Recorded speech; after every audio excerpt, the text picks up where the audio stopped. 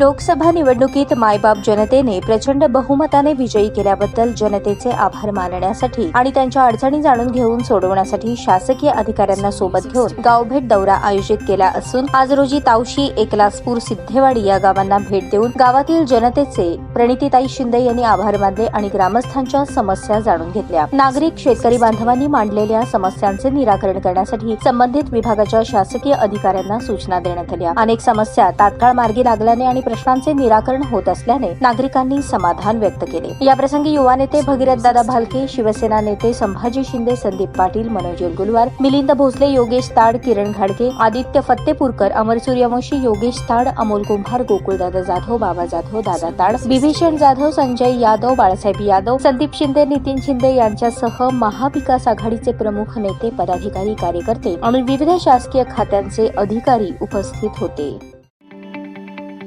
ताज्या बातम्या पाहण्यासाठी प्राईम महाराष्ट्र न्यूज चॅनलला सबस्क्राईब करा।